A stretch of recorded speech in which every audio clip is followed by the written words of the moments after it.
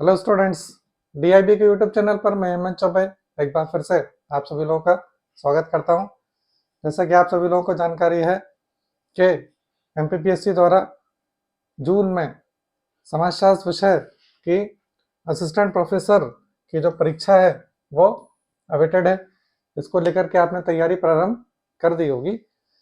Assistant professor समाजशास्त्र की तैयारी आपको किस तरीके से करना है, कौन कौन सी बुक्स आपको सजेस्ट करनी है, इसको लेकर के मैं ऑलरेडी एक वीडियो बना चुका हूं। और आप में से जिन लोगों ने उस वीडियो को नहीं देखा है वो यूट्यूब प्लेटफॉर्म पर जा कर के उस वीडियो को आप देख सकते हैं, जिसमें मैंने आपको पूरा डिटेल में उसका सिलेबस भी बता दिया है और साथ ही साथ बुक्स का रिकमेंड भी कर दिया है उसको। ठीक, तो आपके पास समय कम है क्योंकि परीक्षा ज़्यादा दूर नहीं है। उसके हिसाब से ही आपको तैयारी अच्छे से करनी पड़ेगी, जिसमें एमएसडब्ल्यू के जो स्टूडेंट हैं वो थोड़ा ज़्यादा ध्यान दें, क्योंकि एमएसडब्ल्यू से जिनका सेट निकला है और उनके लिए समाजशास्त्र का जो सैद्धांतिक परिप्रेक्ष्य है वो थोड़ा सा ज़्यादा टफ पड़ जाता है। तो यहाँ हम देखिए समाजशास्त्र का पूरा सिलेबस तो कवर नहीं कर सकते हैं, आपने सेट में भी कई सारी चीज़ें पढ़ रखी होंगी। तो जो बहुत महत्वपूर्ण यूनिट्स हैं वो हम यहाँ पर उठा लेंगे, जिसमें यूनिट नंबर जो 3 है वो बहुत ज़्यादा महत्वपूर्ण यूनिट है। यूनिट नंबर 3 एक बार सिलेबस में हम देख लेते हैं कौन सी यूनिट है। समाजशास्त्री सिद्धांत की ये यूनिट है। समाजशास्त्री सिद्धांत एक ऐसा विषय है, एक ऐसा टॉपिक है जो आपको समझना पड़ेगा। यानी समाजशास्त्री सिद्धांत से जुड़े हुए प्रश्न जो एमसीक्यूज आप करेंगे, करने के पहले समाजशास्त्री सिद्धांतों को समझना आपको बहुत ज़्यादा जरूरी है कि आखिर वो कहना क्या चाह रहे हैं। इससे रिलेटेड यदि कोई फैक्ट आ जाता है, किसी की बुक पूछने में आ जाती है, तो वो एक अलग बात हो जाती है। लेकिन यदि थोड़ा बहुत भी एनालिसिस से जुड़ा हुआ प्रश्न आ जाएगा तो आप केवल और केवल उसे तभी कर पाएंगे जब आपको ये पता हो, क्लियर हो कि समाजशास्त्री सिद्धांत आखिर क्या है। यूनिट नंबर 3 में संरचनात्मक सिद्धांत है, प्रकार्यात्मक सिद्धांत है, अंतःक्रियावादी सिद्धांत है और संघर्ष सिद्धांत है। ये सभी बहुत महत्वपूर्ण सिद्धांत हैं। इससे जुड़े हुए अलग अलग समाजशास्त्री हैं वो हम पढ़ेंगे। इसके अलावा भारतीय सैद्धांतिक परिप्रेक्ष्य में भारत विद्या परिप्रेक्ष्य पढ़ना है, संरचनात्मक प्रकारवादी परिप्रेक्ष्य पढ़ना है, दलितवादी परिप्रेक्ष्य पढ़ना है और मूल्यों का समाजशास्त्र पढ़ना है। कितनी चीज़ें हमको इस यूनिट 3 में पढ़ना है। तो यूनिट 3 हम जो प्रारंभ करेंगे वो संरचनावादी सिद्धांत से ही प्रारंभ करेंगे। इसमें नडेल और रेडक्लिफ ब्राउन ये दो संरचनावादियों को हमको पढ़ना है। तो आज से जो इम्पोर्टेंट यूनिट स्टार्ट हो रही है हमारी वो क्या है, संरचनावाद। इसमें नडेल और ब्राउन है। लेकिन आज का ये जो लेक्चर है इसमें मैं आपको संरचनावाद आखिर क्या है, उसका जो बेसिक थ्योरी है, बेसिक कंसेप्ट है, वो यहाँ पर समझाया जाएगा। चलिए वीडियो अपना स्टार्ट हम करते हैं। हम शुरू से देखें कि संरचनावाद का सर्वप्रथम प्रयोग 1900 से 1930 के बीच कहाँ हुआ है, भाषा विज्ञान के क्षेत्र में हुआ है। तो एक्चुअली कुछ ये एक फैक्ट है, ठीक है, ये एक फैक्ट है। कई बार देखिए क्या होता है कि बहुत छोटे छोटे फैक्ट पूछने में आ जाते हैं और कई बार हमसे वो मिस हो जाते हैं। तो यहाँ आपको ये फैक्ट याद रखना है कि संरचनावाद का सबसे पहले जो प्रयोग है वो कहाँ हुआ। आपसे पूछ सकते हैं कि सबसे पहले प्रयोग संरचनावाद का कहाँ हुआ था, किस विषय में हुआ था। तो वो विषय कौन सा है, भाषा विज्ञान विषय है और वहीं सबसे पहले संरचनावाद का प्रयोग हुआ था। सामान्य भावबोध में संरचनावाद क्या है, सामाजिक घटनाओं के अध्ययन का एक ऐसा उपागम है जिसमें सामाजिक क्रिया की अपेक्षा सामाजिक संरचना को अधिक महत्व दिया जाता है।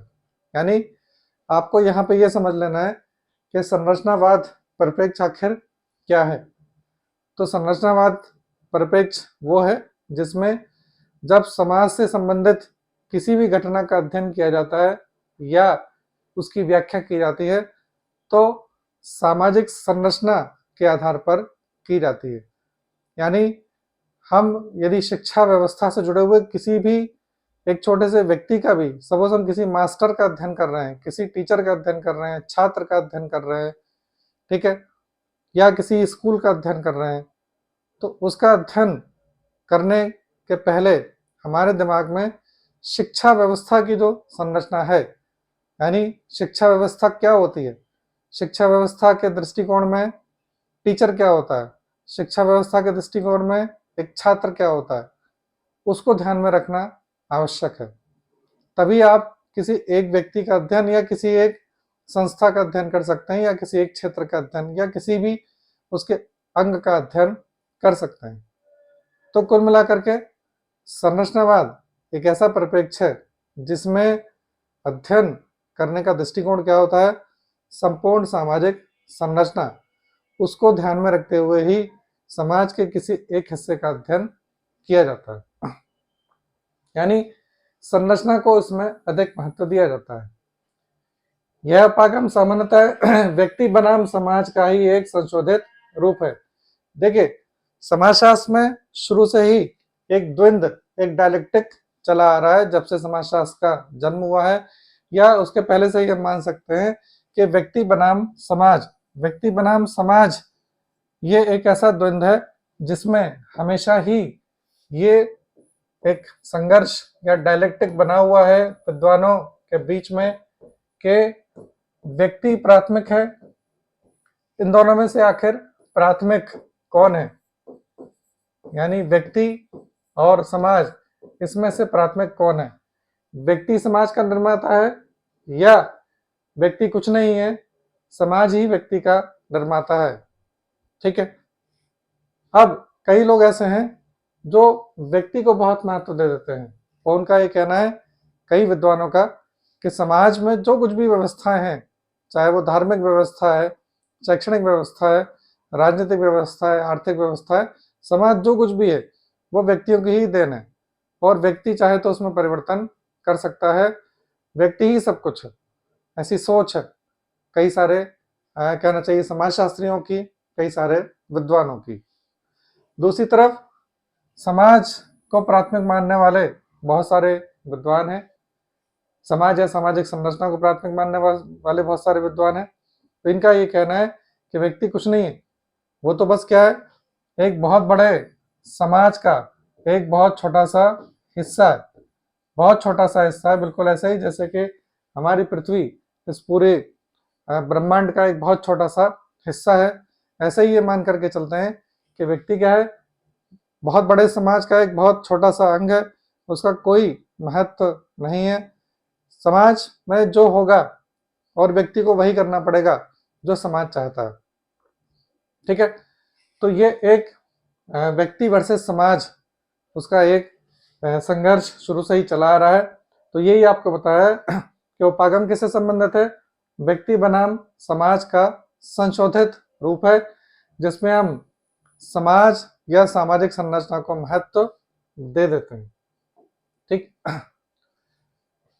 समाजशास्त्र में संरचनावादी सिद्धांत का उद्गम जेन पॉल सार्त्र के अस्तित्ववादी सिद्धांत के विरोध स्वरूप देखा जाता है। एक्चुअली जेन पॉल सार्त्र ये बहुत प्रसिद्ध विद्वान थे, इनको आप इंटरनेट पर सर्च करेंगे तो बहुत कुछ इनके बारे में आपको मिल जाएगा, बहुत जाने माने विद्वान थे, और इन्होंने सिद्धांत दिया था एक, और सिद्धांत का क्या नाम था, अस्तित्ववादी सिद्धांत। जेन पॉल सार्त्र का अस्तित्ववादी सिद्धांत बहुत प्रसिद्ध सिद्धांत है, और इस सिद्धांत में वो व्यक्ति को प्राथमिक मान लेते हैं, व्यक्ति को ही सब कुछ मान लेते हैं। इसलिए संरचनावादी सिद्धांत का जन्म क्या माना जाता है कि सार्त्र का जो अस्तित्ववादी सिद्धांत था उसके विरोध में संरचनावाद का जन्म हुआ, और संरचनावादियों ने क्या किया, व्यक्ति के स्थान पर सामाजिक संरचना को इम्पोर्टेंट माना। यहाँ पर आपसे प्रश्न पूछने में आ सकता है कि संरचनावादी सिद्धांत का जन्म कैसे होता है, तो आपको ध्यान रखना है कि जो जेन पॉल सार्त्र हैं उनके अस्तित्ववादी सिद्धांत के विरोध में, सार्त्र का अस्तित्ववादी सिद्धांत व्यक्ति पर केंद्रित था, जैसा मैंने अभी आपको बताया, ये क्या है, व्यक्तिवादी हैं या मानववादी हैं। उन्होंने कहा कि आदमी जो कुछ भी करता है उसका निर्णय वह स्वयं करता है, समाज और सामाजिक संरचना का इसमें कोई हाथ नहीं होता। यानी व्यक्ति वर्सेस समाज में सात्र का ये कहना है कि व्यक्ति जो करेगा, जो भी निर्णय लेगा, ठीक है, उसमें वो स्वतंत्र होकर के निर्णय लेगा। यानी व्यक्ति का निर्णय समाज के दबाव से प्रभावित नहीं होगा। समाज अलग है और व्यक्ति चाहे तो अपना निर्णय समाज के विरोध में भी जाकर के ले सकता है, क्योंकि व्यक्ति स्वयं में इतना स्वतंत्र होता है। यानी व्यक्ति को धर्म को लेकर के, राजनीति को लेकर के, शिक्षा को लेकर के या समाज को लेकर के, विवाह, परिवार, नातेदारी, किसी को भी लेकर के कुछ भी निर्णय लेना है तो वो स्वतंत्र होकर के निर्णय ले सकता है। समाज या सामाजिक संरचना का उससे कुछ भी लेना देना नहीं है व्यक्ति के निर्णय से, यह सत्यवाद कहता है। अपनी प्रसिद्ध कृति बीइंग एंड नथिंगलेस में सात्र ने क्या है, व्यक्ति की स्वतंत्रता का दार्शनिक विश्लेषण प्रस्तुत किया है। यह आप पुस्तक जीन पॉल सात्र की है, हो सकता है पूछ लें आपसे, आपको पुस्तक लगे हाथ याद करते जाना है। पुस्तकें आपको जो भी पूछने में आई हैं, आप जो PYQs हैं उसका ध्यान रखिएगा सॉल्व करते समय। PYQs जो पहले प्रश्न पूछे गए हैं समाजशास्त्र की किसी भी कॉम्पिटिटिव परीक्षा में, उसमें जो भी पुस्तकें पूछी गई हैं उनकी एक लिस्ट आप अलग से बना लें और उसका रिवीजन डेली बेसिस पर करें, क्योंकि पुस्तकें पूछने में आती ही हैं, आपको पता है, तो इसमें से कोई ना कोई प्रश्न आपको आ सकता है। तो पुस्तकें जैसे बीइंग एंड नथिंगनेस, ये सात्र की पुस्तक है।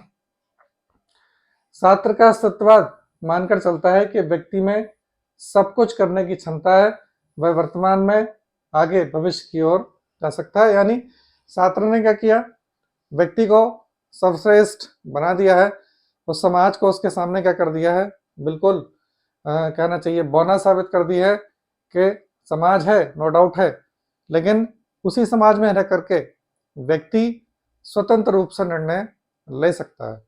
समाज क्या चाह रहा है वो एक अलग बात है, व्यक्ति स्वतंत्र रूप से निर्णय ले सकता है। लेकिन संरचनावाद का उद्गम सात्र के अस्तित्ववाद और मानववाद के विरोध में आया। यानी सात्र ने क्या किया, व्यक्ति को महत्व दे दिया, उसके बाद संरचनावादी आए और उन्होंने सात्र के अस्तित्ववाद के जस्ट अपोजिट क्या किया, समाज या हम बोलें सामाजिक संरचना को महत्व दे दिया और उन्होंने ये बोला कि व्यक्ति जो निर्णय लेगा वो स्वतंत्र रूप से निर्णय नहीं ले पाएगा, उसे निर्णय सामाजिक संरचना या समाज के अनुसार ही निर्णय उसे लेना पड़ेगा। यानी समाज में, जैसे हम भारतीय समाज की बात करें तो भारतीय समाज में हम विवाह व्यवस्था बनी हुई है, विवाह व्यवस्था में जाति और धर्म को लेकर के समाज के नियम बने हुए हैं। तो व्यक्ति के ऊपर कहीं ना कहीं दबाव रहता है कि जब वो विवाह से संबंधित निर्णय ले तो उसे जाति और धर्म की जो एक सामाजिक व्यवस्था है उसका दबाव उसके ऊपर होता है, और ज्यादातर व्यक्ति इस समाज के दबाव के अनुसार ही निर्णय लेते हैं। ये सामाजिक संरचना का जो उद्गम था, यानी कि जो संरचनावादी का उद्गम है या संरचनावाद की जो सोच है वो यही है कि व्यक्ति अपना निर्णय लेने में स्वतंत्र उतना नहीं है। संरचनावादियों ने अपने प्रबंध में कहा कि व्यक्ति कुछ नहीं है। यानी संरचनावादी क्या मान करके चल रहे हैं कि जो व्यक्ति है, व्यक्ति क्या है, वो कुछ भी नहीं है, उसे कोई स्वतंत्रता नहीं है, वह तो केवल संरचना की कठपुतली मात्र है। यानी व्यक्ति क्या है, जिस सामाजिक संरचना में रहता है उसकी कठपुतली है। जैसे मैंने अभी आपको बताया था कि इस पूरे ब्रह्मांड में पृथ्वी की जो स्थिति है वही स्थिति व्यक्ति के है। कठपुतली, कठपुतली मतलब आपको मालूम होगा, कठपुतली हाथों से चलाई जाती है, वो स्वतंत्र रूप से चलने का निर्णय नहीं ले सकती। इसलिए संरचनावादी का कहना है कि व्यक्ति जो निर्णय ले रहा है समाज उससे निर्णय लेने को बोलता है या वो समाज के अनुसार ही निर्णय लेगा। वो अपने में इतना स्वतंत्र कभी नहीं बन सकता कि समाज के विरोध में जाकर के निर्णय ले ले। यह संरचना ही है जो व्यक्ति के क्रियाकलापों का निर्धारण करती है। यानी संरचनावादियों का यह कहना है कि व्यक्ति के क्रियाकलापों का निर्धारण कौन करेगा? संरचना करेगी। जैसे विवाह व्यवस्था बनी हुई है, तो उस विवाह व्यवस्था में जो भी नियम कानून है, यहाँ पे देखिए संरचना से शब्द से जो संरचना या सामाजिक संरचना या किसी भी व्यवस्था की जो संरचना है, जैसे यदि हम विवाह की बात करें तो विवाह की संरचना है कि पति पत्नी साथ में रहते हैं, वो बच्चे करते हैं, फिर बच्चों का लालन पालन करते हैं, अपने परिवार का निर्माण करते हैं। उससे संबंधित कई सारे नियम हैं। हम भारतीय विवाह पद्धति के कई सारे नियम हैं। तो व्यक्ति जो कुछ भी करेगा वो उस विवाह की जो संरचना बनी हुई है या उस परिवार व्यवस्था की जो संरचना बनी हुई है उसके अनुसार ही करने वाला है। हालांकि विवाह को लेकर के भारत में कानून ने बहुत सारे नियम बना दिए हैं, लॉ भी बना हुआ है। आज जाकर एक कोर्ट मैरिज भी कर सकते हैं, लेकिन कोर्ट में भी लोग, आपने देखा होगा, एक दूसरे को वरमाला पहनाते हैं। वरमाला पहनाना ये क्या है? ये एक विवाह पद्धति का एक हिस्सा है।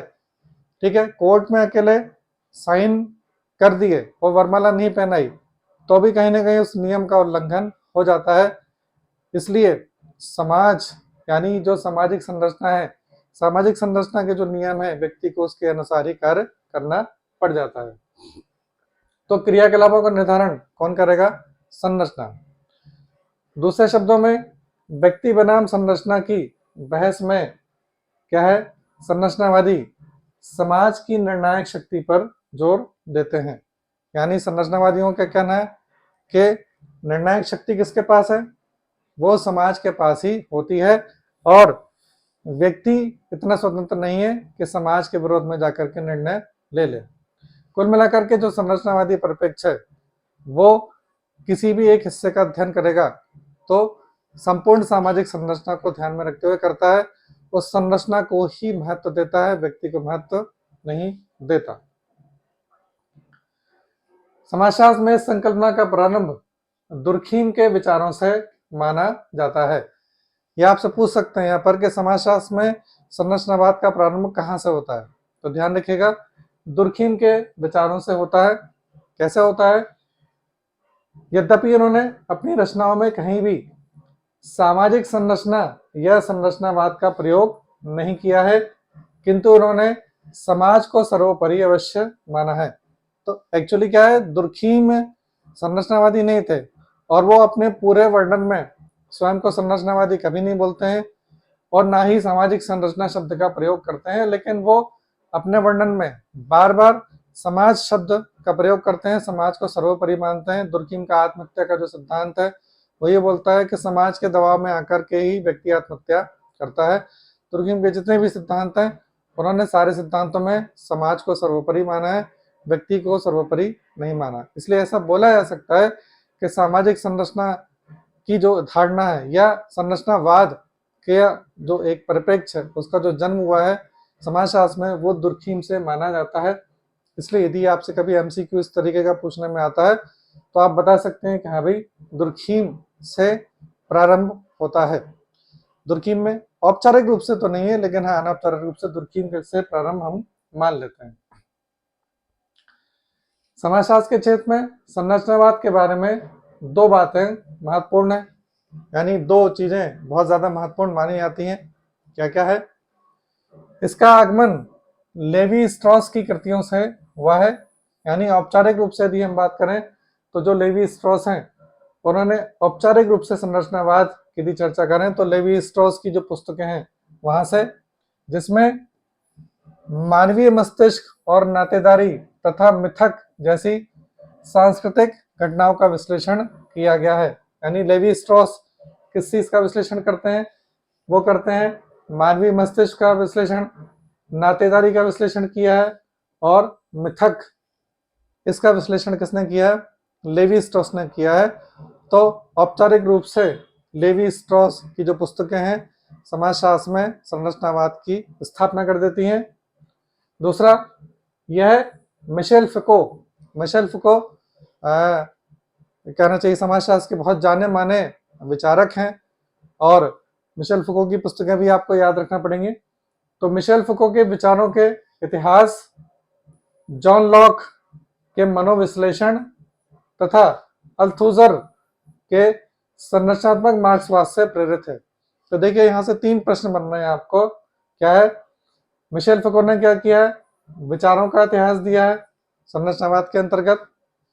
जॉन लॉक ने क्या किया है? मनोविश्लेषण का सिद्धांत दिया है। और लुईस अल्थुजर, इन्होंने ये संरचनात्मक मार्क्सवाद से संबंधित विचार दिए हुए हैं। ये तीनों ही संरचनावादियों की कैटेगरी में, उत्तर संरचनावादियों की कैटेगरी में आ जाते हैं। यहां से प्रश्न काफी ज्यादा महत्वपूर्ण बनते हैं। आपको ध्यान रखना है, क्या लेवी स्ट्रॉस नातेदारी और मिथक से संबंधित हैं? ये सब संरचनावादी ही हैं। मिशेल फुको विचारों के इतिहास से, जॉन लॉक मनोविश्लेषण से, और अल्थुजर संरचनात्मक मार्क्सवाद।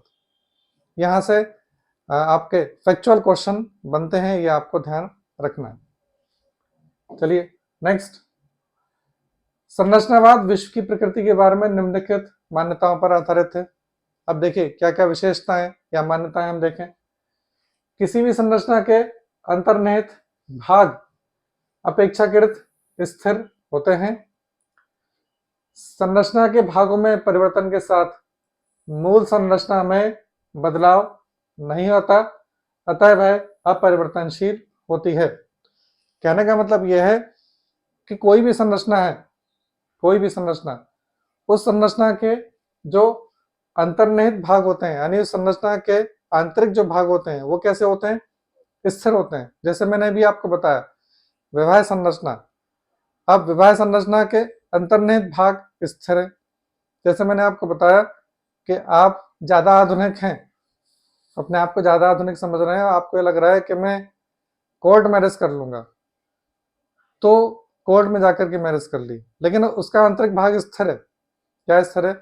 वहां पर भी आपने माला पहना दी, कुछ लोगों ने डांस कर लिया, वहां पर भी मिठाई खिला दी। ये अंतर्निहित भाग, क्या? माला पहनाना, ये स्थिर है। कुछ लोग ऐसा मान करके चलते हैं कि हम मंदिर में जाके विवाह कर लेंगे, तो वो मंदिर में पहुंचते हैं, वहां जाकर के एक दूसरे को माला पहना देते हैं। उसके अंतर्निहित भाग और भी वहां पे आपको देखने को मिल जाएंगे, वो 7 फेरे भी ले लेते हैं। चलिए क्या चेंज हुआ? बहुत सारे लोग नहीं आए, कुछ लोग आ गए, और ये आपने केवल किस लिए किया? खर्चा बचाने के लिए किया। और आप ये विरोध कर रहे हैं कि विवाह में अनावश्यक खर्चा होता है। चलिए ठीक है, आपने विरोध कर दिया, लेकिन अंतर्निहित भाग जो विवाह से जुड़ा हुआ है वो कैसा है? स्थिर है। संरचना के भागों में परिवर्तन के साथ मूल संरचना में बदलाव नहीं होता, अतः वह अपरिवर्तनशील होती है। तो देखिए संरचना के कुछ हिस्से बदल जाते हैं, ठीक है।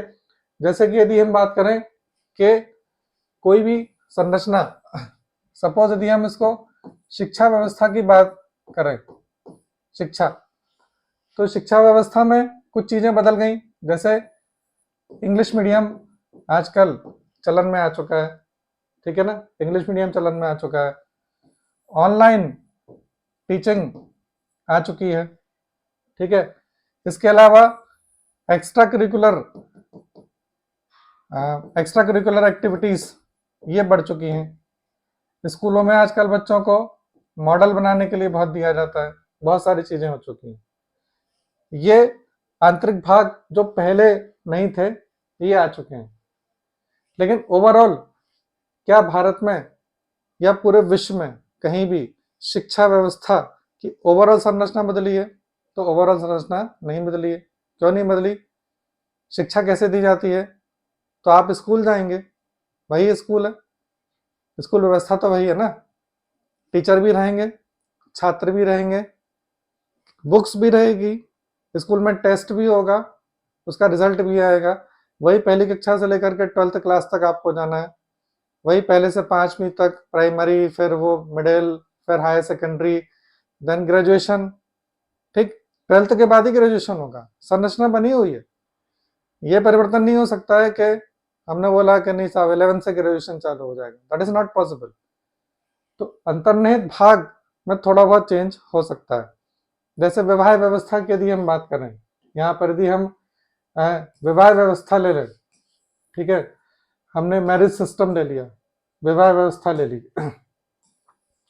विवाह व्यवस्था में प्रेम विवाह का चलन आ चुका है, ठीक है, आ ही चुका है, ठीक, प्रेम विवाह होगा, लेकिन प्रेम विवाह भी पता चल रहा है कैसे, किस स्थिति से हो रहा है, वो वैसे ही माला डाल करके हो रहा है, वही सब कुछ चल रहा है, ठीक है। कानून ने क्या कर दिया है, डिवोर्स की अनुमति दे दी है, जो हिंदू विवाह में नहीं था। आजकल डिवोर्स ज्यादा हो रहे हैं, ठीक है। विवाह करने के लिए जो ऑनलाइन सर्चिंग है वो हो चुकी है, बच्चे माता पिताओं को मिला रहे हैं, ये सब बहुत कुछ हो रहा है, ठीक है। महिलाओं को अधिकार ज्यादा मिल रहे हैं, लेकिन मूल रूप से विवाह की जो संरचना है, विवाह की संरचना कैसी है, वो वही है। इसलिए देखिए यहाँ पे बताया गया है कि मूल संरचना में बदलाव नहीं आता, संरचना के भागों में परिवर्तन होता रहेगा, लेकिन मूल संरचना कैसी है, अपरिवर्तनशील। जिसे हम ठोस, सामान्य और स्वाभाविक मानते हैं, वस्तुतः वह अंतर्निहित संरचना के किसी तत्व के उत्पादन की प्रक्रिया का अंतिम परिणाम होता है। एक्चुअली हम समाज की किसी व्यवस्था में ये मान करके चलते हैं ठोस, सामान्य और स्वाभाविक कि ये तो है ही सही। जैसे मैंने आपको बताया कि विवाह में यदि हम वरमाला नहीं डाल रहे हैं और कहना चाहिए कि 7 फेरे नहीं ले रहे हैं तो विवाह नहीं माना जाता है, ठीक है। विवाह को पूर्ण करने के लिए कम से कम ये 2 चीजें होना जरूरी है, या आपने वरमाला ही डाल दी कोर्ट में जाकर के, वो होता ही है। तो हम उसे मान करके चलते हैं कि सामान्य, स्वाभाविक और ठोस के, ठीक है, विवाह है तो माला तो डाली दो, ये तो बड़ा सामान्य है, तो वो हम उसे मान करके चल रहे हैं। लेकिन वास्तविकता में क्या है, वो अंतर्निहित संरचना के किसी तत्व के उत्पादन की प्रक्रिया का अंतिम परिणाम होता है। यानी विवाह की जो पूरी संरचना है, उस पूरी संरचना में बहुत सारे तत्व हैं और उसका एक परिणाम है वो, कि विवाह की संरचना में हम हिंदू धर्म की बात करें यदि, तो उसमें वरमाला डालना एक बहुत बड़ा परिणाम है। हम उसे सामान्य मान करके चल रहे हैं, लेकिन वो एक बहुत बड़ा परिणाम है जो विवाह की सामाजिक संरचना के साथ जुड़ा हुआ है। नेक्स्ट, संरचनावाद में व्यक्तियों को सामाजिक यथार्थ के निर्माता के स्थान पर संबंधों की मात्र उपज माना जाता है। यानी व्यक्ति निर्माता नहीं है। शास्त्र बोलते थे कि व्यक्ति निर्माता है, संरचनावादी बोलते हैं कि व्यक्ति क्या है, केवल एक उपज है, प्रोडक्ट है, वो निर्माता कहीं से कहीं तक हो ही नहीं सकता। निर्माता तो केवल कौन है, संरचना।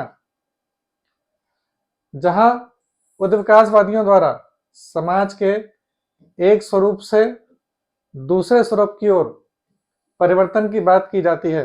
देखिए उद्विकासवाद क्या होता है, उद्विकासवाद पहले एक स्थिति आई, फिर दूसरी स्थिति आई, फिर तीसरी स्थिति आई, इस प्रकार। जैसे मार्क्स बोलते हैं कि पहले आदिम साम्यवाद की स्थिति थी, आदिम साम्यवाद से डेवलप हुआ तो सामंतवाद की स्थिति आ गई, फिर सामंतवाद से डेवलप हुआ तो पूंजीवाद की स्थिति आ गई, फिर उसके बाद चौथी स्थिति समाजवाद की आ जाएगी। ये क्या है, उद्विकासवादी है। तो ये क्या करते हैं, एक स्वरूप से दूसरे स्वरूप की ओर परिवर्तन की बात करते हैं उद्विकासवादी। वहीं संरचनावाद क्या करता है, इतिहास को अनिरंतर और असंगत घटनाओं से मानता है। इतिहास को कैसा मानता है, अनिरंतर और असंगत घटनाएं, यानी वो परिवर्तन की ओर नहीं मानता। यानी संरचनावादी क्या करते हैं कि समाज की जो संरचना है उसमें शासक पक्ष तो एक होता ही है और दूसरा पक्ष शासित होता है। समाज की यदि हम राजनीतिक व्यवस्था की बात करें तो राजनीतिक व्यवस्था में जो संरचना है, संरचना में 2 पक्ष होते हैं, शासक, शासित।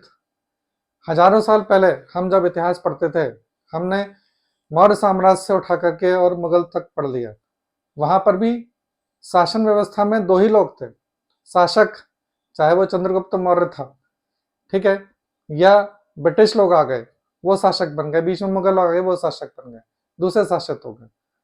आज हम डेमोक्रेसी में हैं, हम वोट देते हैं।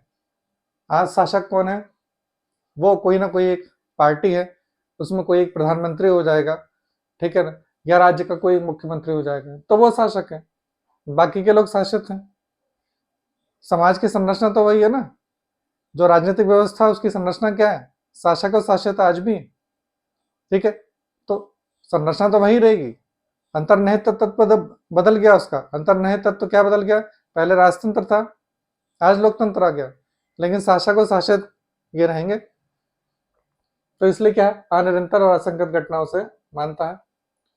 यह उपागम मानव संस्कृति के तत्वों को समझने के लिए उन संरचनाओं पर ध्यान केंद्रित करता है जो उन्हें आपस में जोड़ती हैं, जैसे कि सामाजिक संगठन, भाषा और प्रतीकों की प्रणाली। यानी यदि हम मानव संस्कृति के तत्व इनको समझना चाहते हैं तो उसको समझने के लिए आपको सामाजिक संगठन उसका कैसा है वो समझना पड़ेगा, भाषा कैसी है, प्रतीकों की प्रणाली कैसी है, ये सब आपको समझना पड़ेगा। यानी यदि आप डिफेंस या फोर्स या सेना या हमारे देश की रक्षा व्यवस्था को समझना चाहते हैं, सपोज आप एयरफोर्स को समझना चाहते हैं, तो एयरफोर्स को समझने के लिए उसका संगठन, वहाँ की भाषा, वहाँ के प्रतीक, ये सब आपको समझना पड़ जाएगा। जब तक आप वो होल में नहीं समझेंगे तब तक किसी एक हिस्से का अध्ययन आप नहीं कर सकते।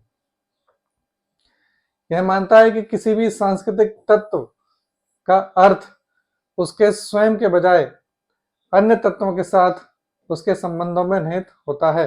यानी कोई भी सांस्कृतिक तत्व है, उसका स्वयं का अर्थ क्या है? जो उसके अन्य तत्व के साथ संबंध है उसके साथ निहित होगा, ठीक है। यानी अलग से उसका अर्थ आप निकालने जाएंगे तो क्या है, अलग से उसका अर्थ निकालने में आपको समस्या हो जाएगी। सपोज हमने बोला शिक्षक, तो शिक्षक की पूरी व्याख्या करने के लिए आपको छात्र का भी अध्ययन करना पड़ जाएगा। यानी शिक्षक और छात्र क्या हैं? एक दूसरे के पूरक हैं। या हमने बोला पति, तो फिर वो उसके साथ दूसरा हिस्सा क्या जुड़ा हुआ है? पत्नी। हमने बोला परिवार, तो परिवार में हम केवल अकेला माता पिता को नहीं समझ सकते हैं, उसके साथ बच्चों की व्यवस्था भी हमें समझनी पड़ जाएगी। तो एक दूसरे के साथ यहाँ पर जुड़ा हुआ है। नेक्स्ट, प्रमुख विचारक कौन कौन से हैं? देखिए संरचनावाद के, जैसे भी मैंने बताया था, क्लाउडे लेवी स्ट्रॉस, इन्होंने क्या किया है? मानव जाति की सामाजिक संरचना और मिथक का अध्ययन किया है। ये बहुत पूछते हैं मिथक के अध्ययन से कौन जुड़ा हुआ है, तो ध्यान रखिएगा क्लाउडे लेवी स्ट्रॉस है। जैक्स लेलॉर्न है, इन्होंने मनोविश्लेषण और भाषा विज्ञान का अध्ययन किया है। मिशेल फुको, इनके बारे में बहुत पूछ सकते हैं। ज्ञान, शक्ति और समाज, इसका अध्ययन करते हैं। जैक्स दरिदा, इनके बारे में बहुत पूछते हैं, ये उत्तर संरचनावादी हैं। जैक्स दरिदा आपसे पूछ सकते हैं निम्नलिखित में से कौन उत्तर संरचनावादी है। रोलांड बार्थेस, ये साहित्य और संस्कृति के साथ जुड़े हुए हैं। जूलिया क्रिस्टेवा, साहित्य और भाषा के साथ जुड़े हुए हैं। इसमें आपको लेवी स्ट्रॉस, मिशेल फुको, जैक्स दरिदा, ये तीन बहुत ज्यादा महत्वपूर्ण है। इनसे संबंधित प्रश्न आपसे पूछने में आ सकते हैं। तो जो विचारक हैं, विचारक आपको याद रखना चाहिए कि ये संरचनावादी है, ये प्रकारवादी है, इस तरीके से आपको याद रखना जरूरी है। वास्तव में सामाजिक संरचना की व्याख्या करने वाले सिद्धांतवेत्ता दो संप्रदायों में बटे हुए हैं। यानी जो सामाजिक संरचना की चर्चा करते हैं वो सिद्धांतवेत्ता, वो दो हिस्सों में बटे हैं। पहला संप्रदाय, ठीक, संप्रदाय से मतलब क्या होता है? विचारों, एक जैसे विचार वाले लोग, वो संप्रदाय कहलाते हैं। पहला संप्रदाय यूरोप के संरचनावादियों का है। ये आपसे पूछ सकते हैं दो संप्रदाय कौन कौन से हैं, तो पहला संप्रदाय यूरोप के संरचनावादियों का है और दूसरा कौन सा है? अमेरिकन ब्रिटिश संरचनावादी। तो ध्यान रखिएगा कि सामाजिक संरचना की जो चर्चा करने में दो संप्रदाय हैं। पहला संप्रदाय यूरोप के संरचनावादी और दूसरा क्या है? अमेरिकन ब्रिटिश संप्रदायवादी। संरचनावादी। यूरोप के संरचनावादियों का कहना है कि संरचना का मूल आधार मनुष्य के विचार और भाषा है। यानी संरचना किससे मिलकर के बनती है? मनुष्य के विचारों से और भाषा से मिलकर के बनती है संरचना। यानी मनुष्य जो विचार करेगा और उसमें भाषा का बहुत ज्यादा महत्व होता है, ऐसा यूरोप के संरचनावादियों का कहना है। जबकि अमेरिकन ब्रिटिश संरचनावादी व्यक्तियों के बीच के सामाजिक संबंधों को संरचना मानते हैं। यानी अमेरिकन ब्रिटिश जो संरचनावादी हैं वो क्या मान करके चलते हैं कि व्यक्तियों के बीच के जो संबंध है वो संबंध ही क्या करते हैं? संरचना का निर्माण कर देते हैं। कैसे कर देते हैं? जैसे व्यापारी और ग्राहक, यदि हम बात करें दुकान, ठीक, व्यापार की चर्चा करें तो हमारे दिमाग में क्या आता है?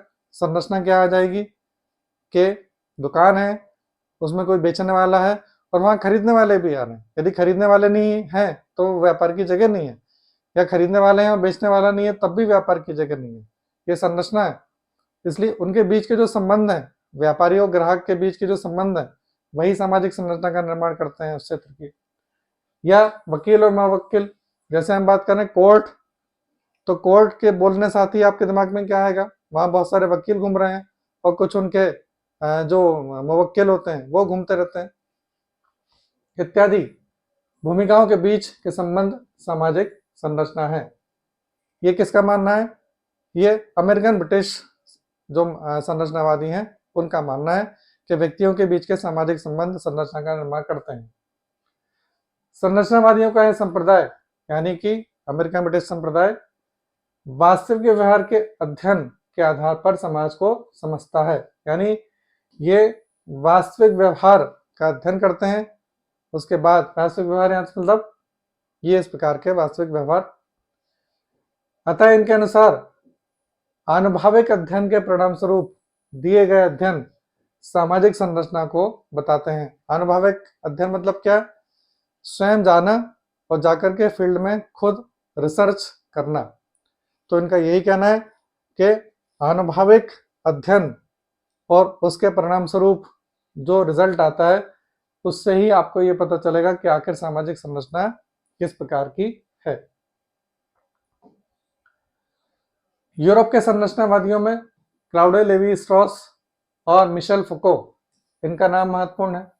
आपसे पूछ सकते हैं कि निम्नलिखित में से कौन यूरोप के संरचनावादी संप्रदाय से जुड़ा हुआ है? तो लेवी स्ट्रॉस और मिशेल फुको, ये दो लोग हैं। अमेरिकन ब्रिटिश संरचनावादियों में कौन? पीटर ब्लॉक का नाम क्या है? ये काफी ज्यादा महत्वपूर्ण है। और भी लोग हैं लेकिन इनके नाम काफी ज्यादा महत्वपूर्ण है। तो ये चीजें आपको अच्छे से ध्यान रखना है कि यूरोप के संरचनावाद और अमेरिकन ब्रिटिश संरचनावाद। तो देखिए, ये जो आज हमने पढ़ा ये संरचनावाद का एक कंसेप्ट था। यहाँ से क्या प्रश्न आएंगे ये मैंने आपको बता दिए हैं। ठीक है, ये समझना आपको जरूरी है। जब आप ये समझ लेंगे तभी आप जो हमारा नेक्स्ट लेक्चर होगा नडेल, इसमें दो लोग हैं, नडेल और ब्राउन। ठीक है, तो नडेल और ब्राउन को आप तभी समझ पाएंगे जबकि आपने ये समझ लिया है कि संरचनावाद आखिर क्या है। तो जल्दी हम नए लेक्चर में मिलेंगे नडेल और ब्राउन के साथ। तब तक के लिए आप अपनी तैयारी करते रहें अच्छे से। All the best.